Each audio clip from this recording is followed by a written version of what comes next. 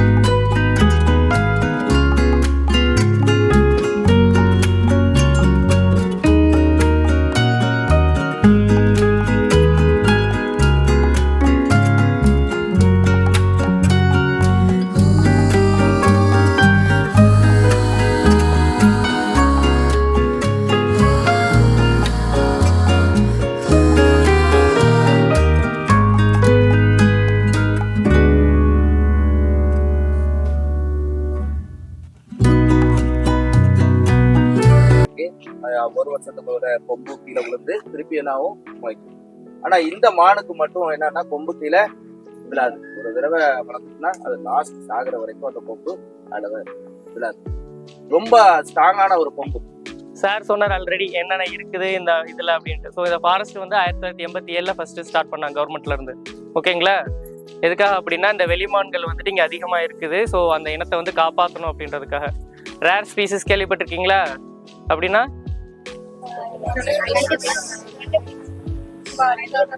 அரிய வகை அரிதான இருக்கிறது இல்ல அழிச்சிட்டு வர்ற விலங்குகள். ஸோ அந்த இதுல வந்துட்டு நம்ம வெளிமான்கள் வந்து ரொம்ப கம்மியாயிட்டு இருக்கு. ஸோ இண்டிபெண்டன்ஸ் டே அப்போ வந்துட்டு கிட்டத்தட்ட 80,000 மான்கள் இருந்தது. ஸோ இப்போ வந்துட்டு 12,000 15,000 வகையான மான்கள் மட்டும்தான் இருக்குது மொத்தம் இந்தியா ஃபுல்லாவேன்னு. ஸோ அப்போ அதை காப்பாற்றணும்ல. வேகமா ஓடக்கூடிய விலங்கு இது. ஸோ அதுக்கப்புறம் இந்த வெளிமான்கள் தான் ரொம்ப வேகமா ஓடக்கூடியது. ஸோ சார் சொன்னாரு இது ரொம்ப ஹைட்டா ஜம்ப் பண்ணும் அப்படின்லாம் சொன்னாங்கல்ல. ஸோ இந்த மான்கள் வந்துட்டு ஆண்மான் பெண்மான் அப்படின்னு 2 விதமான மான்கள் இருக்குது. ஆண்மானுக்கு வந்துட்டு கொம்பு இருக்கும், பெண்மானுக்கு வந்து கொம்பு இருக்காது. சரிங்களா? அந்த கொம்பு வந்துட்டு சுருளா இருக்கும், அதாவது திருகு மாதிரி இருக்கும், அதாவது திருகுமான் அப்படின்னு சொல்லுவாங்க. சரிங்களா? ஆண்மான் வந்து ஒரு மாதிரி கருப்பு கலர்ல இருக்கா, பெண்மான் வந்து மாதிரி கலர் இருக்காது. பட் அதே இது ஆண்மான் வந்துட்டு சின்ன வயசா இருக்கும்போது பெண்மான் மாதிரி தான் அதே கலர்ல தான் இருக்கும்.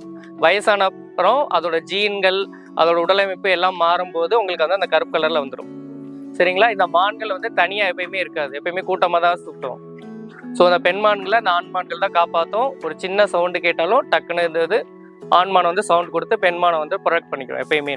அது போக இங்க எறும்பு தண்ணி இருக்கு, உடும்பு இருக்கு, பாம்புகள் இருக்கு. அதாவது ஒரு ஃபாரஸ்ட் அப்படின்னு எதுக்காக சொல்றோம் அப்படின்னா எல்லா விலங்குகள் பறவைகள் ஒரு உயிரினம் வாழ்றதுக்கு தேவையான எல்லாமே இருக்கிறது தான் வந்து ஒரு காடு அப்படின்னு சொல்லுவோம்.